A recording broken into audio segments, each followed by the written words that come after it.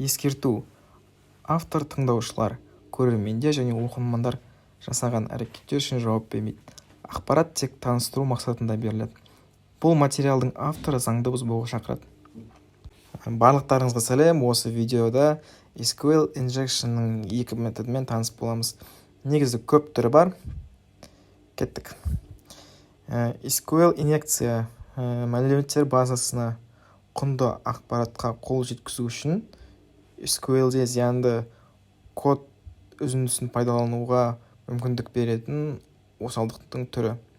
Толығырақ төменгі ссылкадан біле аласыздар. Туториалды бастамас бұрын BW App деген веб қосымшаны таныстырғым келіп тұр. Бұл сайт open source девелопер, яғни разработчик немесе студенттерге өзінің веб қосымшасының осал тұсын анықтауға және алдын алуға көмектеседі.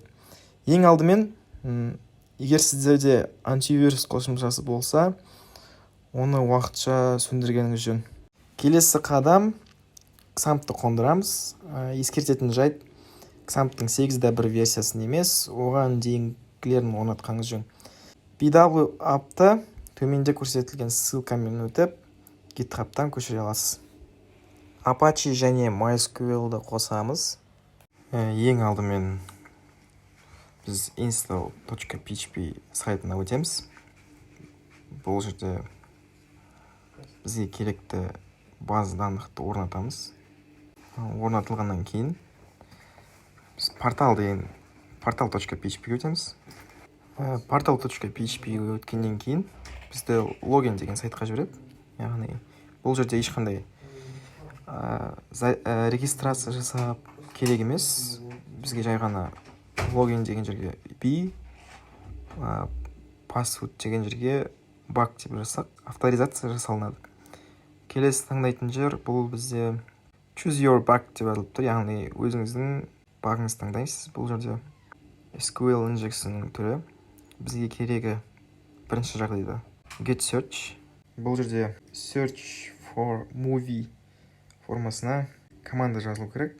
Ол команда тырнақша or 1=1. Содан кейін решетка белгісін саламыз. Бұл команда бізге барлық список шығарып береді. Егер біз Iron Man дейтін киноны тек өзіңнен жазатын болсақ, яғни Iron Man-ге қатысты міндет шығарып береді киноларды. Егер жаңа команданы қоятын болсақ, ол кезде 1=1 барлық жағдайда true мәнін қайтарады. Or логикалық оператор болғандықтан қандай жағдай болмасын бізге true мән қайтарады. Осылайша поискқа жазған кез келген мән, кез келген кинолардың атымен сәйкес болып тұр деген логикамен жұмыс жасап тұр. Келесі қадам бізде таблицалардың атын біліп алу. Ол үшін ең алдымен біз таблицалардың атын осы кестеге шығаратын болғандықтан кестенің нумерациясын біліп алуымыз керек. Нумерациясын білу үшін қолданылатын команда ол or 1=1 order by. Order by ең алдымен 20-ны көрейік. Бізге қателікті қайтарды, яғни бағандар саны 20-ға дейін жетпейді екен.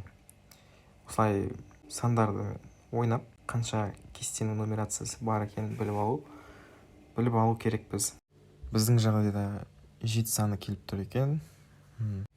Келесі команда ол тырнақша or 1=1 union select.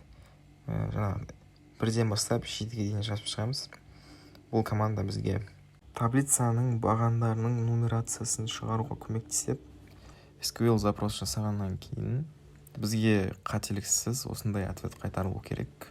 Егер кестенің соңғы жағына қарай баратын болсақ, әр баған өзінің нумерациясымен жазылып тұр. Нумерациядан басқа деректерден құтылу үшін мына команданы орындаймыз. Тырнақша end 1=0 union select 1 2 3 4 5 6 7. Нумерация алынып болғаннан кейін келесі қадам бізде таблицаның атын, оның бағанын және таблицадағы мәліметтерді алу болып табылады. Ол үшін біз мына команданы орындауымыз керек. Тырнақша and union select 1 өтір table name, яғни бұл жерде біз таблицаның атын білгіміз келгендіктен table name'ді қолданып отырмыз. Ары қарай өтір 3, 4, 5, 6, 7 from information схема нүкте tables және решетка белгісі. Осылайша бізге керекті таблицалардың атын ала алдық. Таблицаның атын алғаннан кейін енді бағандардың атын алуымыз қажет. Ол үшін table name'нің орнына column name, information схема, tables'тың орнына columns и жаңағыдай жазып кетеміз. Яғни тырнақша and 1 тең 0 union select 1 өтір column name өтір 3, 4, 5, 6, 7 from information схема column name where table тең users деп алсақ болады. Бағандардың аттарын алып болғаннан кейін таблицадағы мәндерді алуға кірсек, ол үшін экранда көрсетілген запрос жаза аласыздар. Осылайша керекті мәліметтерге веб-сайттың, веб-қосымшаның осал тұсын тауып қол жеткізуге болады. Егер де түсінбей қалған жағдай болып жатса, төменде комментарийға жазып кетіңіздер. Видеоны қолдап, лайк басып кетейік.